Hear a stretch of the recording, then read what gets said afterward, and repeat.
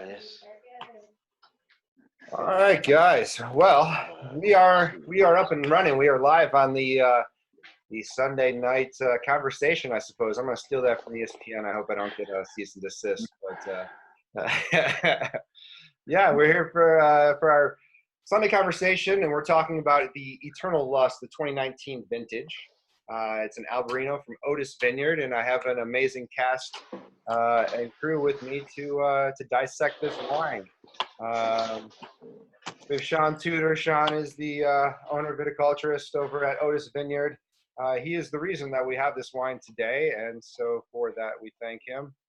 Michael Blackord is been a good friend of mine for a while, and been our cork rep for as long as we've had the winery. So if we didn't have him, we wouldn't have any corks in the wine, and I don't think that would be very good at all either. So, and then finally, lastly, but not last, Tim Norris, the man, the myth, the legend, rocking it, keeping palates wet. That's what he does. He's a wine. Absolutely.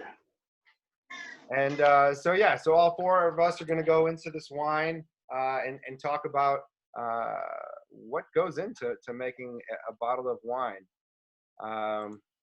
So a quick little brief intro on the Eternal Lust. We just released it a week and a half ago in preparation for this event today. We had some great news recently. The timing just ended up being very serendipitous.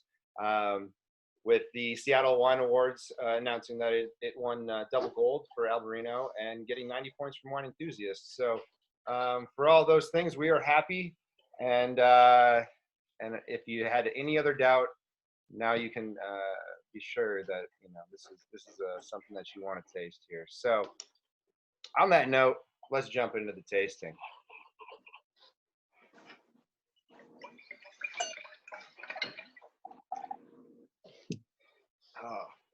Yeah, so with every wine, obviously dissecting it, looking at the color, what's on the nose, what's on the palate, is it a longer finish, and things like that.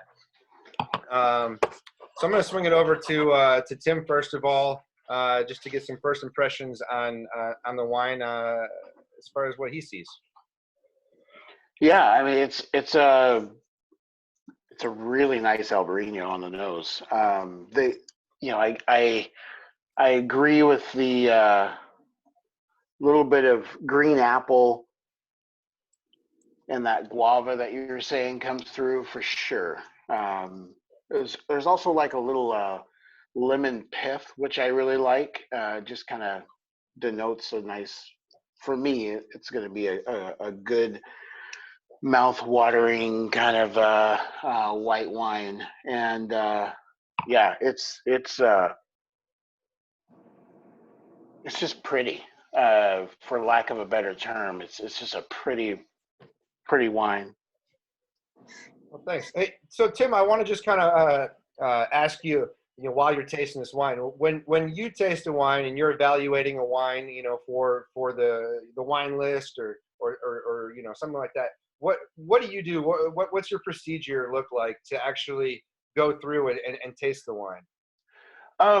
Honestly, the way I go through it is smelling it, tasting it, and just kind of getting an evaluation of the wine. Seeing if it has flaws, things like that. And then after that, the way I evaluate it is when I taste it, I think of specific people. So a specific group of my regulars that I know I can go to and be like, you guys are going to love this, drink it, love it, enjoy it. And then, and that's the determining factor. If I can't imagine anyone that I would pour it for, then I'm not going to bring the wine in. Yep. That makes a lot of sense to me. I think as a winemaker, I kind of do the same thing. Sometimes I'll make a wine, not necessarily for my own palate, Mm-hmm. And I think that's important, especially when, I make like 40 different wines. So not everyone can be, just for my own personal palate. There's definitely certain some flavors that, some people like, and, maybe I don't personally, enjoy them as much as they do. I can emulate those flavors, and I can do that too. And so I think that's kind of cool that you said that you kind of think of the people that would like that wine. I don't think I've ever heard anyone actually say that about their tasting procedures before. So that's pretty cool. Michael, I want to swing it over to you for a second. What are your thoughts on the wine so far? And what are you tasting in it? I love the wine. It's and as I was discussing with you previously, I'm a big Albarino fan, so it's neat to see that you're doing this. And yeah, I mean, especially for right now, nice crisp, summer, getting into summer type of wine. Good. I like the citrusy notes to it, both a little bit on the nose and definitely on the palate. Yeah, I love it. It's nice. And where I live, the sun's finally starting to come out a little bit, so it's nice to have something to go with that. Nice, nice. Well, I kind of want to take a little bit veer off from the notes here for a second. I just want to ask Sean, because we were just talking about this briefly before we went on the air here. And Sean, tell us how you originally planted the Albarino in Otis Vineyard, because I didn't hear that story before, and I think it's something that should be shared. Yeah. So another client and I were talking, and Albarino this was like 4 or 5 years ago, was kind of getting this cult following, and I had tasted a little bit of it. I was like, wow, what a cool wine. It goes so good with seafood and just anything you want in the summer. And I was like, man, and we were kind of just discussing back and forth. Should we plant some? Should we not? We took a kind of a risk and said, all right, let's do this. And so we planted 7 acres. We actually grafted Pinot Gris over to Albarino, had crop the following year. It worked out great. We had a great take. And from there, the wine got released. It did really well. And the client was like, hey, let's put in another, 7 more acres. This is going to explode.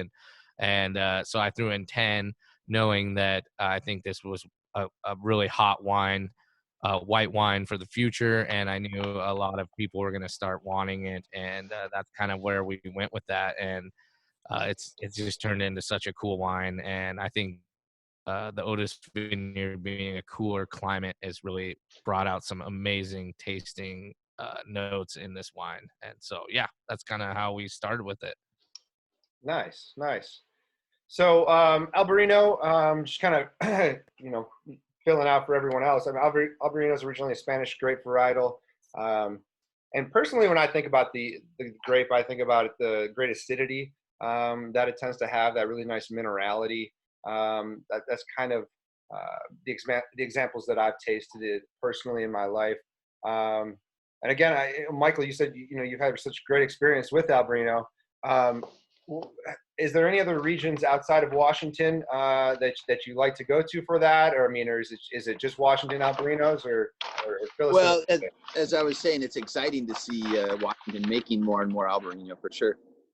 For myself, in 2005, I traveled over to Portugal with our cork company, and we had Albarino, same grape, they spell it slightly different, but we had it every day at lunch, and we would have it at dinner, and it was awesome. And we had a lot of seafood in it, really. And I think we had some dishes that were kind of richer, risotto or something, and it's very suitable to both of those. So yeah, for me, it was kind of exciting to have. I wasn't that new to wine in 2005, but to find something that I really hadn't had that much experience with. And there's still a lot of things out there like that. That's always kind of fun. Wow. I think we could probably talk a whole hour about just your trip down to Portugal. We'll take you one day. Yeah, totally. That sounds good. So, Tim, what do you expect when you see a Washington Albarino? And second question on that, do you feel like it's an undervalued grape? Typically, what I'm looking for is just structure is like a big thing for me, and I will say there are Albarinos out there that are not as structured, don't have the acidity that this one has, and it's a really nice wine. But I think it is an underappreciated wine as much as Barolo is a underappreciated red. I think people need to be drinking a lot more Albarino, especially now as we get into the warmer days and you know, get out on the patios and the decks of our homes. So Hell big yeah. time. That's what I'm talking about. Yeah, When I think about it, when I taste the wine, I think about where I want to drink it. So exactly. yeah, this wine is definitely begging for the porch after playing 18. Hopefully winning some money. Yeah, Tim, we need to get you back out here to play some golf. Sean, you golf too, right? Yes, sir. Ah, nice. Michael, do you golf as well? I have golfed. I'll say that. Okay, but you can drink with us. I was gonna say it's fun. Yeah, it might take a little longer than you guys. Yeah. I would say that this would be a good group right here. We should make this happen in real life here. Absolutely. I Well, mean, Sean's really good though. You just don't let him undersell Don't do that. his No, I'm golf not. prowess. Yeah, I know. I don't want to bet against him, but you and me, we can. No. All right. So this is not a golf seminar, but Can be. anyways. Can be for sure. Totally. Oh man, it just pisses me off when I miss those 2-footers. That's like the worst thing in the world. Oh man. All right. So obviously, as a winemaker, I think the most important thing about the grape itself is where it's grown. I think it's the vineyard is basically the most important thing. I mean, sure, as a winemaker, I can manipulate that grape. I can choose when to pick it. I can make it taste a little bit different. But at the end of the day, if it's a cool site, it's still going to be a cool site, right? And my winemaking style is to take what the vineyard gives you and to amplify that, right? Because I don't want it to be out of whack. I want it to feel, amplify what naturally comes in the vineyard. And on that note, let's throw it back to Sean, and let's just give the audience a little bit of background about when you decided to buy Otis Vineyard. Otis Vineyard is one of the oldest in Washington, and I have a great story, about it because of you, and so just fill the rest of us in on that whole process and when you decided to do that. Yeah. How much time do we have? Ah, shit. No. Hey, so yeah, Otis Vineyard has been neighboring our farm. We moved here in the 70s. So Otis Vineyard started their first planting of Cabernet Sauvignon in 1957, which was the oldest producing cab up until about 3 years ago when I finally had to tear it out, and it still breaks my heart I had to. It just was too old and leaf rolled, and it just wasn't getting sugars. But still a great site, southern slope, amazing soil. And one day, Otis Harlan came into our office and was talking to my dad, and I showed up and I went in there and I was like, "Hey, what's going on?" And Otis was like, looked at me and goes, "Oh, nothing. We're just planning your future." And I was like, "Okay, what's that?" And he's like, "Well, you're gonna buy Otis Vineyards from me." And I was like, "All right, sounds good. Here we go." And anyway, it went into some fun negotiation, and he was just a great guy to me, and he really wanted to, I think, pass this vineyard on to someone young and ambitious and excited about taking something over like this, because there's a lot of history involved in it. And so took it over. We've obviously replanted some stuff. We still have a Sauvignon Blanc that's from the original planting that was planted in 1975. So that's pretty old Sauvignon Blanc. Pinot Gris we've changed over. There's some old Dijon clones of Chardonnay, and we've planted a lot of it to Albarino, Malbec. We have some Sangiovese on it, and it kind of, the stars aligned when I bought it, and it was really fun and cool. It was my first time, outside of my dad and uncle who I'd been farming with, where I made the business decision of moving forward, and he wanted to work directly with me. And as far as Albarino, again, in the beginning, it was just kind of an exciting variety. And So I wanted it. I wanted to put it in. Found a client that was on the same agreements, and now growing it and learning day to day, it's a pretty cool variety. It grows like a weed, man. That thing, I'll have shoots like 20 feet long. They just grow and grow and grow. So definitely, even if I don't feed it water, it just loves to grow. It's a beautiful vine. We've got a great site for it again. Soil's great. And yeah, as far as challenges, it hasn't been too challenging, just controlling the vigor, I guess. But it's not like other varieties where it over vigors and then causes mildew issues. It just produces these ridiculously long shoots. I don't know why. It just, but no, it's been fun, and I'm glad I jumped in it at the time. I felt like that was the time to get into it, and yeah, it's been exciting, and just happy to grow it and be a part of it and help Brad get some grapes to him and have him turn it into a just wine. Like, Hell yeah. Yeah, so I have a vision. I don't know, in my head. I don't know. You can correct me if I'm wrong, but this is just what from hearing you talk. This is what I hear, and this is what I saw. There's a pickup truck with two guys in the back with chainsaws going down the vineyard, just you know, because that the Albarino, you got to get it down, right? oh, for sure, definitely hedging that thing. But it's funny, you'll miss some and they'll kind of like curve down and grow downward, and you'll just like grab this random shoot and you'll be like, crap, that thing's 4 vines down. It's like, what are you doing? It's pretty funny. Damn, that sounds awesome. Tim, are you good on the audio? Yes, sir. Oh, okay, perfect.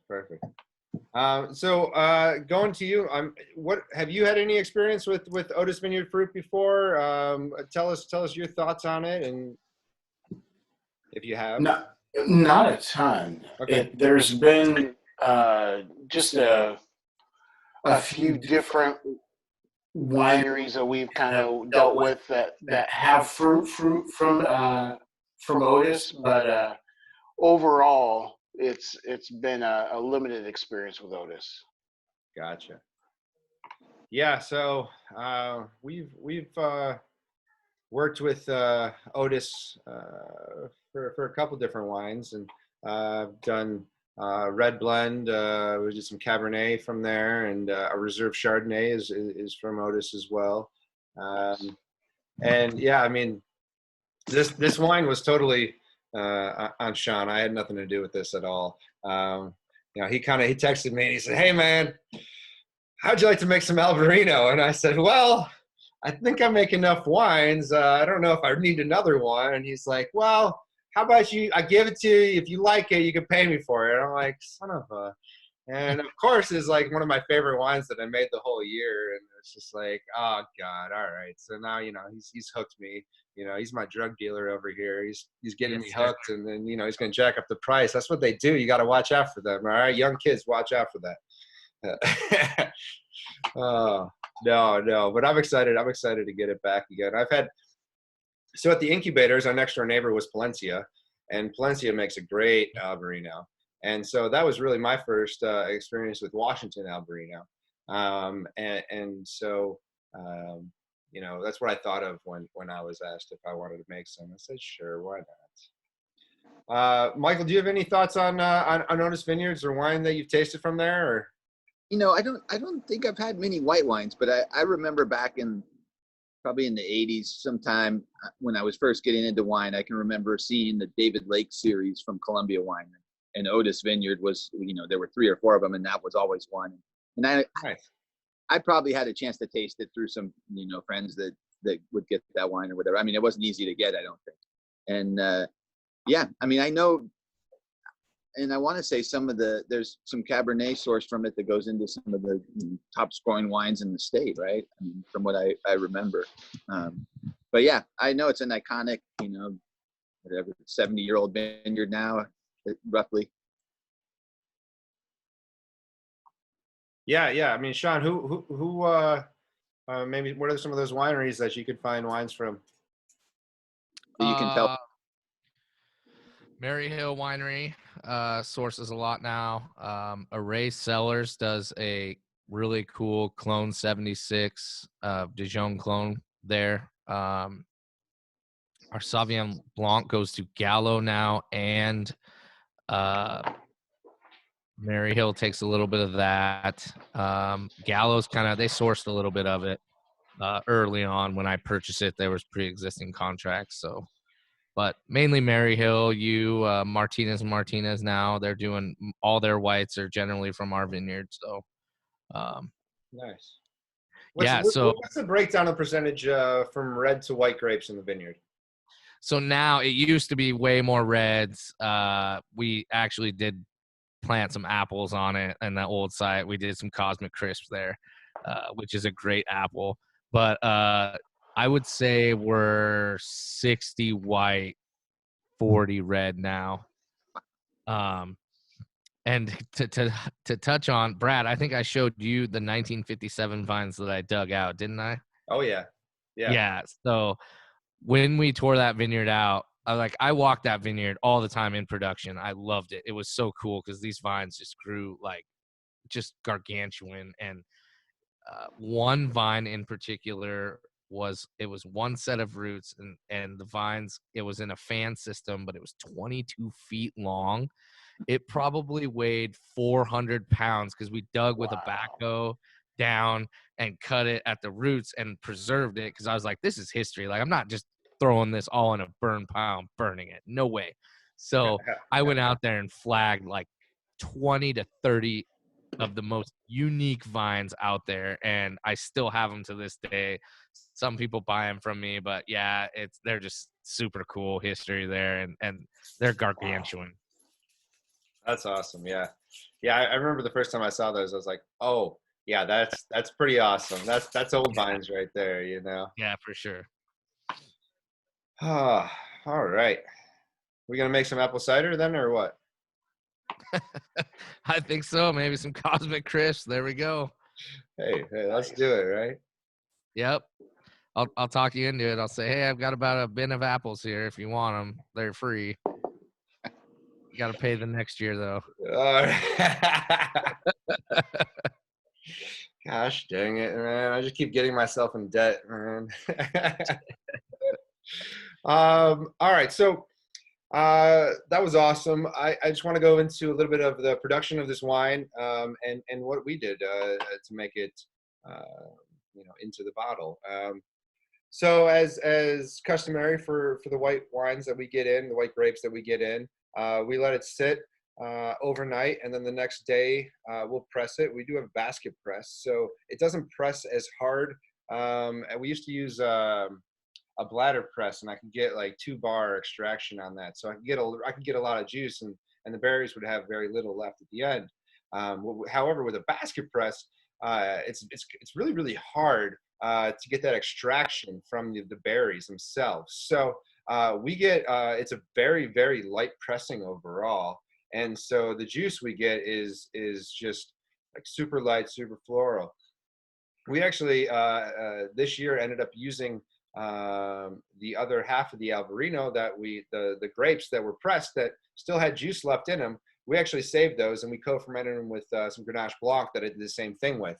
And what we ended up doing was making an orange wine out of that, so a co-fermented orange wine. So not only do we have this really nice Eternal Lust Albarino that's really pretty in color, we also have an orange wine that's in barrel that's co-fermented with Grenache Blanc. And so that will be bottled here shortly, and that is really special too. I really love orange wines. We started doing them in 2018, 2019. I did 2 of them. So we did that one, and then I did a Viognier Marsanne co-ferment as well. And those 2 wines are totally different as well. So enough about the orange wine. I think that's cool. But anyways, so we pressed this off, and then we fermented it into the barrels. So neutral French oak. I got 2 barrels of it. So at the end, we got about 42 cases overall of the final product. Fermentation was completed in about 14, 15 days. And then we aged it for another 5 months before we bottled it with our rosés and the Grenache Blanc that we did as well. So my style and my goal for this wine was always to be a very crisp, high acidic wine. However, I didn't want it to be as crisp as my Grenache Blanc, which comes in around a pH of 3.1. So I wanted this one to get a little bit higher. I also wanted this one to kind of have more body, and so that's why I fermented and aged in that neutral French oak. So this one comes in around the 3.3 pH, and I just think I love tasting those two wines side by side, because if you just taste this one first, you're like, oh, it's really crisp wine, and then you see how far it could have gone. And I think it's also kind of cool to taste those two varietals next to each other. I just really, really wanted to showcase kind of the vineyard, the minerality, the grape. Let's not cover it up with anything. Everything that came in there, I got from Otis Vineyards. So that's what we ended up doing with that one. So we bottled it April of this year. So only a couple months old. So it's still a baby. I think this will age gracefully for the next, I would say peak drinking window, 2 to 5 years, just because this wine is supposed to be fresh, I think. So, I mean, sure, you could sit this in your cellar for 20 years. I mean, some of the greatest Rieslings with the high acidity, they sit forever too. However, you can do that if you want to. But I think this one should be drank a little bit younger, a little bit more fresh. Just like we were talking about being outside, after playing 18 holes, it's kind of got that freshness to it. So, moving on, let's talk about the 2019 year overall. And going back to you, Sean, as a grower, obviously you had different problems than we had. 2019 year, I mean, I guess, but for both of us, ended up being a little weird with the actual harvest. With that cold spell coming in, we had to get all the fruit off the vines. And did you guys? I'm sure you guys had to do the same thing out there. Yeah, no, it was a cooler year, which led for great acidity, obviously, and crispness, and like this Albarino. But yeah, it was just a different year. We were harvesting Merlot before Pinot Gris, which is like ridiculous. We've never done that. For some reason, all of our reds matured faster than our whites, so the whites were holding. So that was kind of different, but everything came around, and I think I was really excited about this year, especially the whites. And I think from what I've tasted through other clients that I have, the whites are just studly this year, and that's great. And yeah, it was just, and then we had an early frost, which is always difficult, and not something I want to do every year. And so hopefully this year we can get through a lot better. But no, I didn't know you were controlling that. Yeah, I'm not. That's the thing. I wish I was. But yeah, no, it's been crazy. It's funny. I talked to my neighbors Dick Boucher and other growers, and we seem to always say crazy is the new normal. Like there is no such thing as a normal growing year. Where I remember in high school in the 2005 era with my dad, and I was like the early 2000s, late 90s, it felt like they didn't have to do anything. Like it was just hot during the summer. They picked it perfect. There you go. And now it's like, oh, we get curveball after curveball. Like just insane. It's bizarre. So, which is fine. It makes it fun. That's why I'm a farmer. I don't want to do the same thing every day. I look forward to those challenges. So, well, I heard back in the day that they had to walk uphill to school both ways, though. So maybe yeah, they had easier summers, but Well, I would have walked uphill both ways if it meant that 10 years of wine grape growing would be really easy. I would do that. Fair enough. So just throw it back out, Tim. 2019 obviously was right around right. It was right there. So not a lot of places have put out 2019 vintages yet. What's your experience? Have you tasted a lot of it? Have you tasted any of it? What's been your thoughts? Yeah, I just finished up a wine competition where that you had some 2019s in there. The difficult part, like if you're ever in a judging perspective is when you sit down and you're tasting the wine and you're like, and you're thinking of what, I guess, basically what varietal it is. Are you tasting it for it to be varietally correct, or are you judging it on a good wine, or are you judging it on something that you can sell? I kind of do a hybrid of all three because I want it to be varietally correct, but at the same time, a lot of the wines that we tasted were young. I mean, the 19s were like super green, and it's rare for wines to kind of have this kind of structure out of the gate, which is impressive. I mean, we did an Albarino flight, and there was 12 different Albarinos from Washington, Oregon, Idaho, and British Columbia, and it was all over the place. Yeah. But so was that the really Seattle good. wine competition? The Cascadia, actually, the Cascadia International Wine Festival. They're in Lewiston. Yeah. But yeah, it was pretty impressive the way everything kind of came through. But I have great respect for what you do, and then I'm not just saying that because I'm sitting on the panel, but I really enjoy this You wine. better say that, otherwise I'll mute you. So whatever.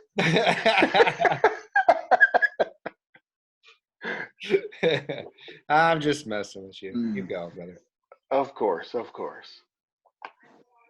Cool. All right. Well, so let's switch it over and let's talk about corks for a while, because I mean we could have a whole conversation about corks too for at least an hour, easy. And I mean Michael's been doing this his whole life, so no, maybe not your whole life. So give us a little bit of background about 2005 was when you started with them.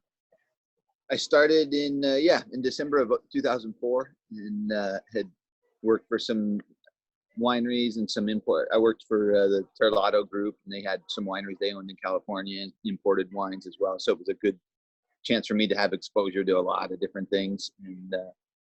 And then I came up here, and after I was up here for a year, I took the job at Porto Cork. Nice. And it's been, I wasn't sure at the time I was doing it. Coming into Cork, there were a lot of different things happening in the closure world, I think, and there still are. But as far as, I've been there 15 years now, and it's our parent company's based in Portugal, and our U.S. facilities are based down in Napa. And we just built a brand new facility 2 years ago. So so it's kind of an exciting time for us, and I love the wine, being in the wine business. I started working in a wine shop.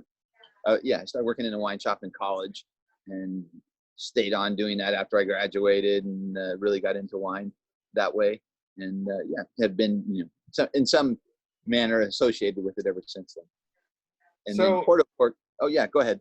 Well, I was just gonna say, I mean, if you want to continue about Porto Cork, but just a follow-up question.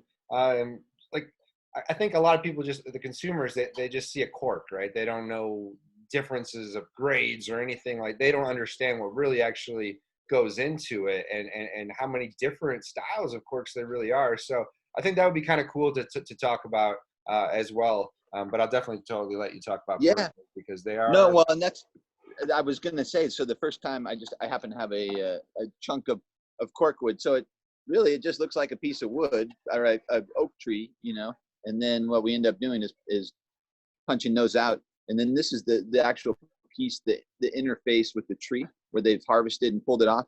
So basically, to get a cork to brad, it would be a 8 to 10 year growth cycle, depending on what part of the Mediterranean you're sourcing the cork from. Portugal and Spain are, I think, a little slightly shorter than some of the other areas. But then you harvest it in the summertime, you cure it for about a year, and then at that point you would boil it so when they harvest it, they cut the sides of the tree, and then they peel it off, and then they'll circle it at the top and the bottom, and they'll peel off then you have 2 canoes of corkwood, and they'll cure that, and then we'll boil it on metal, basically on a metal platform, and they'll chain it down so they can kind of once they get moisture on it, it's very pliable and they can flatten it out. And then they'll cut it into these strips that are, roughly the size of a cork. And then they'll ship these. So a lot of the harvesting and all that, a lot of the tree growth for that matter is done down in the south. And that's where we do our initial curing of the corks and our initial boilings. And then they'll send them up to the north for the final.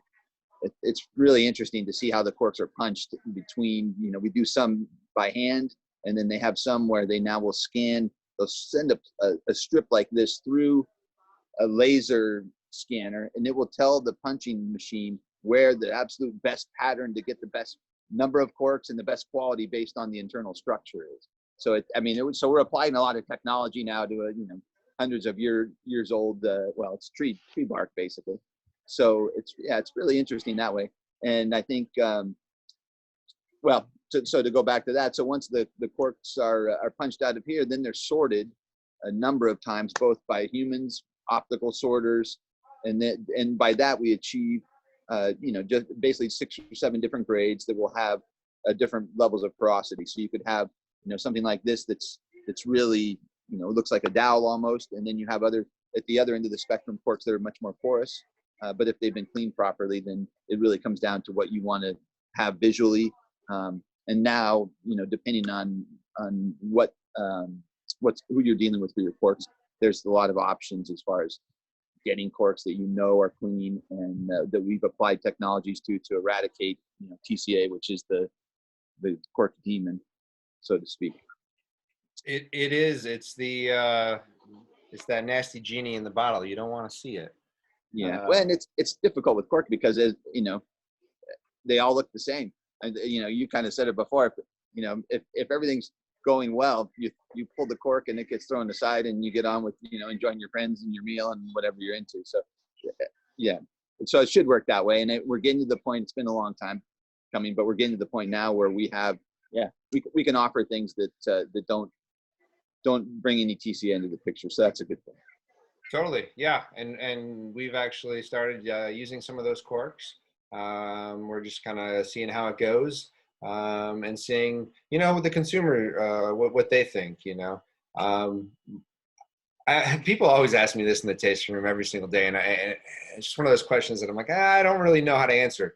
They say, because I only do one screw cap, right? And so they're like, okay, why do you do one screw cap, and then why do you do other corks? And then when we start talking about cork, I start telling them about doing conglomerates, and so you don't have cork taint and all this other stuff, and then you kind of go down this rabbit hole. And at the end of the day, it's really hard, like for me as the winery owner and the winemaker, I look at a cork, I see a cork, and I think about certain things, and so it's always hard, I always tell kind of people, I had this conversation today, as a winemaker, I'd love to put all my wine in screw cap. I can't believe I said that to you, Michael. Yeah. Well, that's because the wine's going to be preserved the way it should be. However, as a sommelier and as a consumer, I want to open that bottle of wine. I want to twist it open. I want to cut the foil. I want to make it a presentation. I enjoy that, right? Because Sure. while I'm doing that, while I'm putting on the big show, I can tell you about the wine too. And it's just that perfect point versus if you just twist it and then you start pouring, you kind of miss that opportunity to tell people the actual story about the wine and what they're drinking.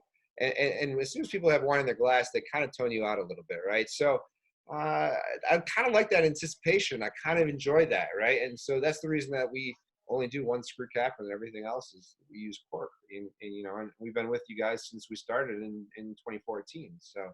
Well, and I think that's one of the beautiful things about cork is that there's many different layers to what people's interest or understanding of it, or what they think of it. And I can tell you, so this is just another piece that this is going to matter going forward. So this cork that I just pulled out of your wine, Brad, we basically, when you get this delivered to you, you're getting ready to bottle. You just got say you had 1,000 bottles delivered, and you got 1,000 of these corks from me.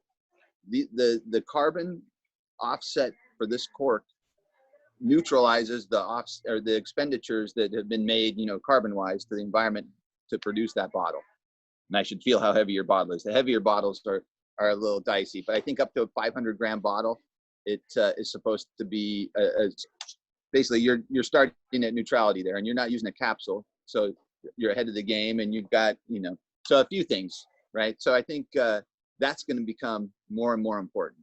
The environmental piece of it going forward. That as we get to the point now, and we're there where we have opportunities to offer wineries like yourself corks that don't have a TCA problem and aren't going to have anything to do with that, then we can start talking about these other things that are beneficial about cork, and we've taken care of that, as you said, the sort of the genie that creeps out once in a while. But again, between I think you mentioned it earlier, so we have corks like this that are made up of granulate that comes from the lattice work that we get from these corks. We have ways to treat our natural corks now, like Brad buys, that eradicates TCA from those, and we can guarantee that. So we have the whole, basically we can hit multiple, depending on what a winery wants to spend, because that becomes important, especially now, those kind of considerations. And without having to have TCA become, well, we're buying the cheapest cork option, so maybe that's an issue. We can now say, no, Mr. or Mrs. Winemaker, that's not an issue. We can take care of that for you, which finally, so it's good. Totally. Yeah, no, I agree. I love it. And what's also nice is, when you open that, that cork, you save it. A lot of places, a lot of people, we put these corks in big glasses or something, you have it somewhere and your name is still branded somewhere, versus a screw cap, you're throwing that away when you finish the bottle. So it's really nice. You don't find those big jars of screw caps just hanging around people's living rooms. Yeah, I haven't met one of those people yet, but I mean, there might be one of you out there. I don't know. We have Hey, Brad. Yes. Real quick, I would say from a retail standpoint and just from a wine bar standpoint, for us, I mean, if we're screw capping, that's like our glass pour happy hour, and we're just turning and burning. Mm-hmm. A lot of times when we take the time to cut the foil and give that experience, we're giving that experience, so it's a little bit more of a higher price point. But yeah, I mean, for us, when you're dealing with Stelvin or in whatever, you're just like you're just turning and burning. You're getting whatever we need to do as fast as possible. Yeah, so and that kind of there. Yeah, Sean's got the the cork. There's a screw cap. Oh, there you go. There you go. I love it. So yeah, sticking along those lines, Tim. I mean, when say you're given a bottle of wine, you know nothing about it at all, right? You might not even heard of the label, whatever. You open it up. What does the cork tell you about that wine, or do you draw any conclusions at all? I guess is the question. Oh, absolutely. Yeah, the way a bottle opens says a lot about. Unfortunately, we make assumptions on how the wine was made based on how the bottle opens. If you open the bottle and it comes out, in like 16 pieces of cork, you're like, that's going to be a little scary. Versus some of the, more the synthetic cork versus natural cork versus screw top. There's definitely a monetary note that you make in your head, and whether that is implied or whether that is assumed, I guess is a better word, is up to the individual. But as a at pouring wine, I would say definitely it's something that you do think about. You're like, ooh, that's a crappy cork, or that's a really good one. It's just the way it is. There are some very well-known wineries in the state of Washington that have horrendous corks. I'll just say that. All the ones that don't deal with us, of course. Of course, yeah. I mean, obviously, none of them are yours. I love it. So, off topic a little bit, Tim, how do you feel about like those kind of like plastic corks? Yeah, I don't even know. I don't that's know an what's the correct name for those. that's an option. Um, I mean, it's the same. Like the fun thing is when people put the glass corks in, and Oh, yeah. then you don't realize it, and you try to put your corkscrew through it. It's like this is not working. I don't know what's going on, but It's like diving into oh, a frozen pool. exactly. You know, then you would just want to grab a knife and saber the thing off. Just like forget it, I'm done. But yeah, those are the different enclosures are definitely in, indicative of the type of wine that we deal with, and you know, good glass, good cork. To you know, you can tell that you give care to the wine. Yeah, and I guess that kind of goes into the next question that I was going to ask was like, how much does marketing and branding go into your decision for picking a wine for the wine list? Um, I mean, it's a big deal, honestly, for for me and what we've done at Reds and Vino is it's been more of a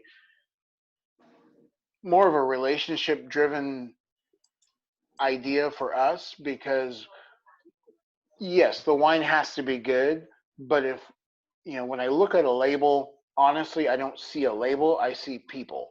right. And I see the winemaker, I see the vineyard, I see you know the estate of where it came from, and I think if you don't have that mental picture going into wine buying, then I think you're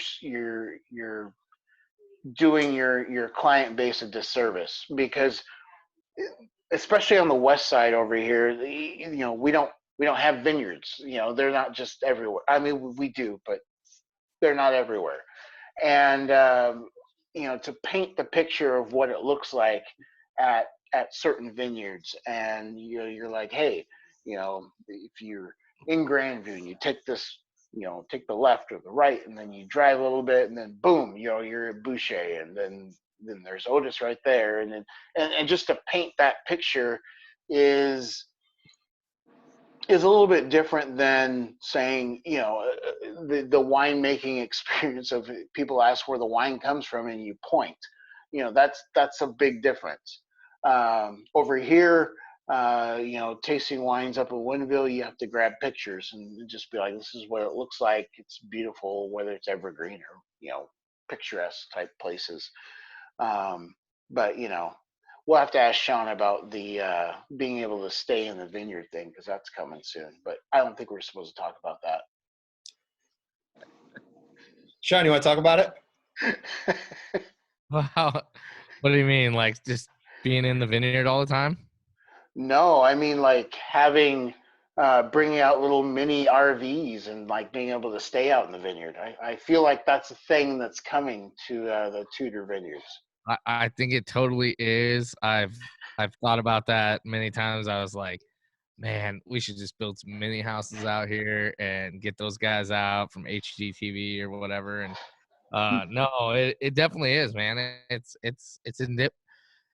There's something calming about being out in the middle of a vineyard, and there's I don't know. There's not many things that I've experienced that relate to that.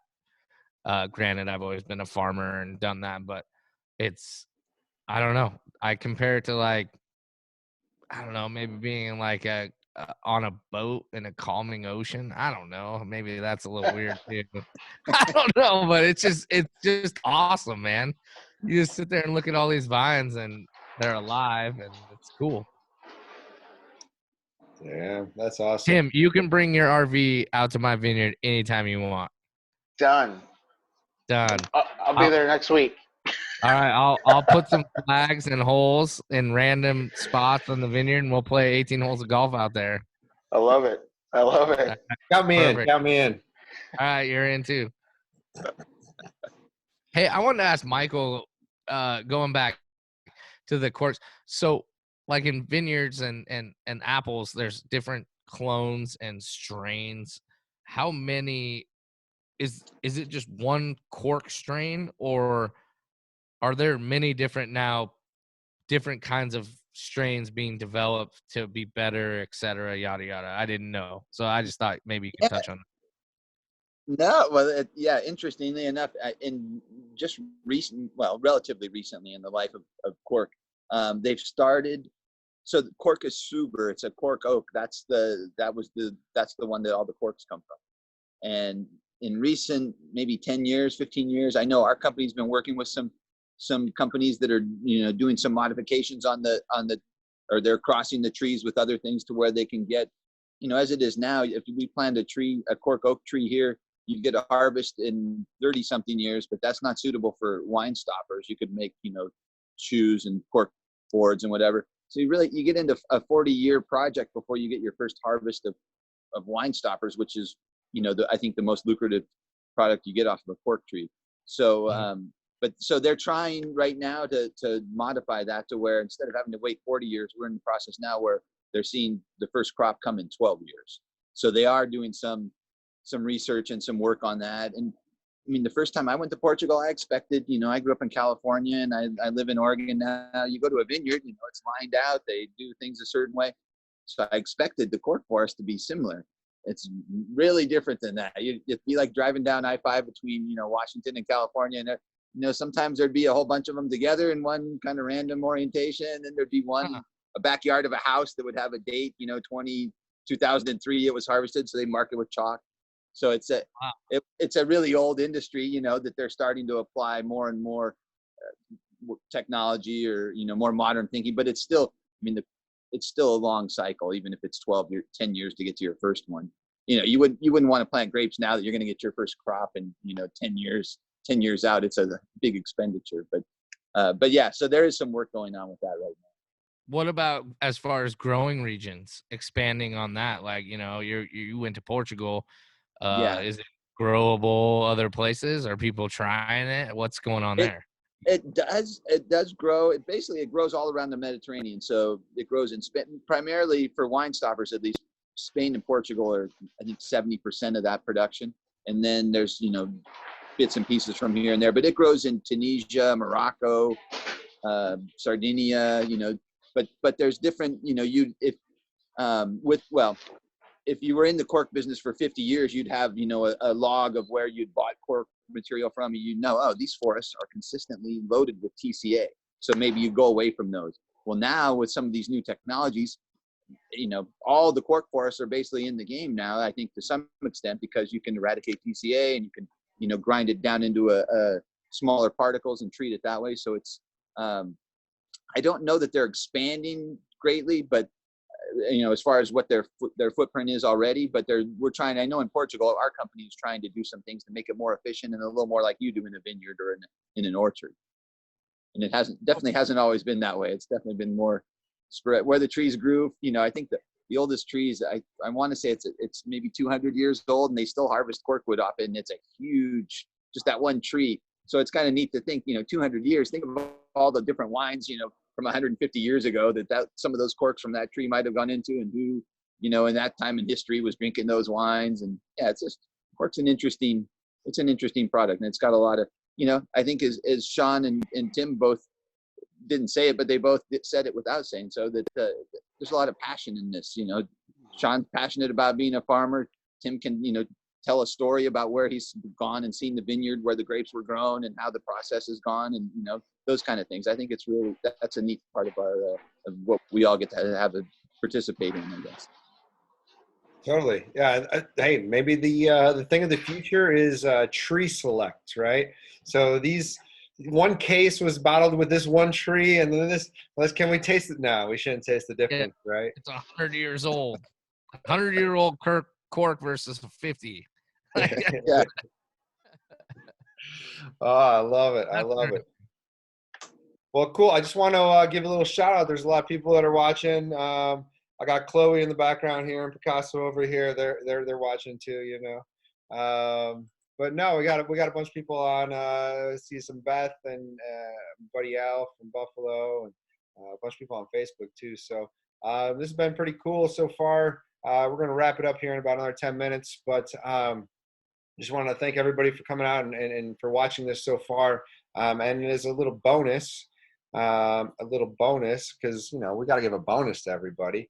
So we're going to give everybody who's watching 25% off and free shipping on any wine from Eternal Wines or Drink Washington State for the next week with the promo code Sunday. So Sunday for the next week, 25% off and free shipping. And we will only ship if we do believe that shipping is not too hot in certain areas, because we are cutting off like Las Vegas, an example.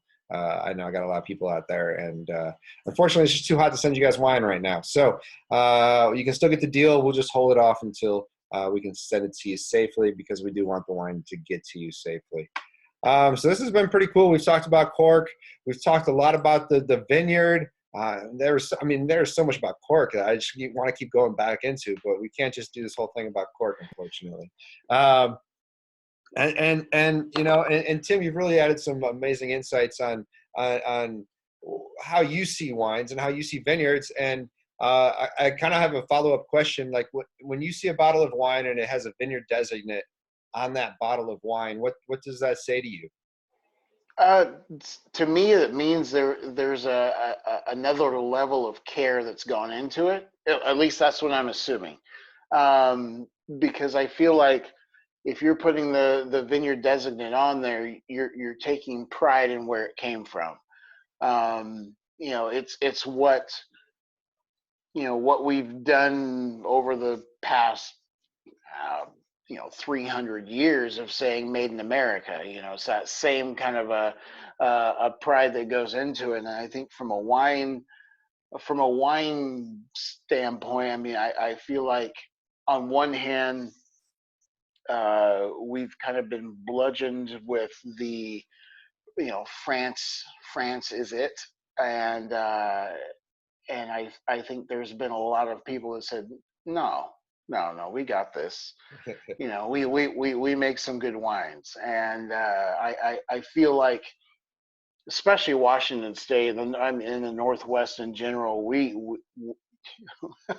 if I was somewhere else, I'd be concerned, because we're coming, and it's been a phenomenal ride so far, and there's so much more to come. Oh, totally. And speaking of the future, Sean, why don't you? What's the future of Otis Vineyard?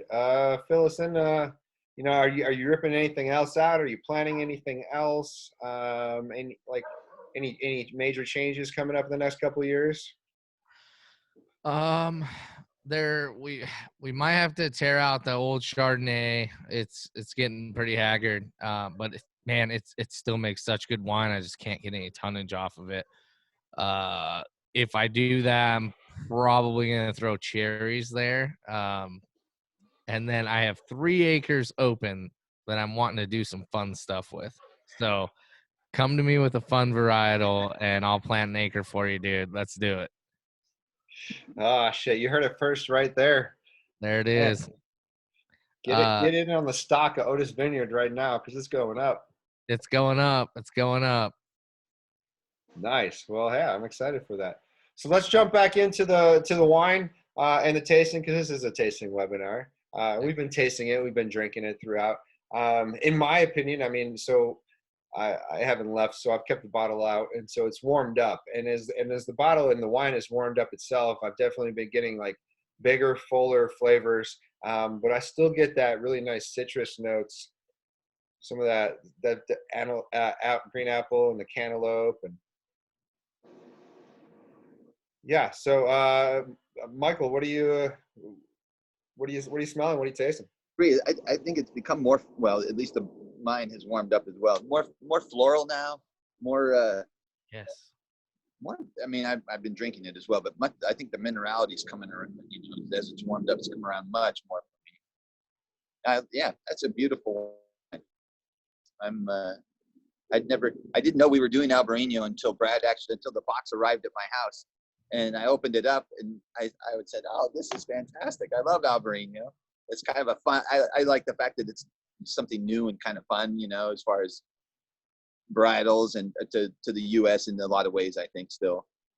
So yeah, and this is fantastic example. Thank you, Tim. Yeah, Oh, honestly, for me, when on the more I'm drinking it on the finish, like after you've taken it in, you like all the different, you know, lemon, lime, and dragon fruit, that sort of thing. That that melon kind of comes on and comes in the finish as well.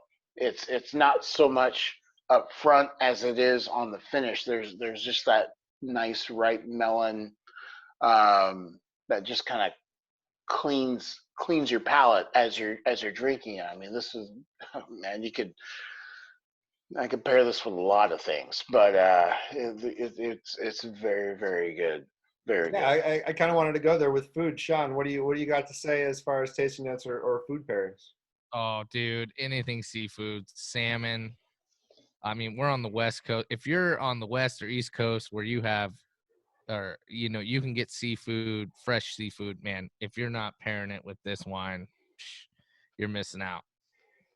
And it's just so sexy of a name, Albarino. You know, it's just sexy to say. I think people like that. You know, it's a good seller as opposed to like like in the Apple industry, a Red Delicious or a Honey Crisp. I mean, what are you gonna buy, right? You know, if you're gonna just name buy, and Albareno, sexy. There you go. Well, I mean, that's why I had to name it Eternal Lust, right? I mean, That's There right, you go. man. You nailed Yeah. it. Love it. I love your label. Yeah, you've knocked it out of the park with this one. Well done, Brad. well, thank you. Thank you. I appreciate it. Do you guys have any else final thoughts? Any questions for anyone else? I mean, this has been pretty awesome. I do. Yeah, Do you have any more Rocket Man or Walla Walla Red kicking around there? I sure do. Sweet. Oh, I'll be asking. oh yeah, yeah, yeah. Let me know. Yeah, we're open 7 days a week for tastings currently, 11 to 5. Reservations are requested; they're not required. So we do take a lot of walk-ins, and well, actually 6 days out of the week, you can find me down there. So, yeah, come see us in Walla Walla. Come taste them all. Come taste the Albarino, and again, 25% off with the promo code Sunday for the next week for all you guys watching. So. Yeah, anything else? Michael, Sean? Maybe a cheers. August All the August panelists. 1st is or International Albarino Day, so you should stock up and buy a few bottles now so you have some left. Perfect. I love it. Well, thank you guys for joining me this evening. It's been a pleasure. It's been a blast. I've learned a lot. I hope our audience has learned a lot. And we'll see you next month. Thanks Great to you guys. time. Appreciate Thank it. you. All right. Cheers. Cheers. Cheers.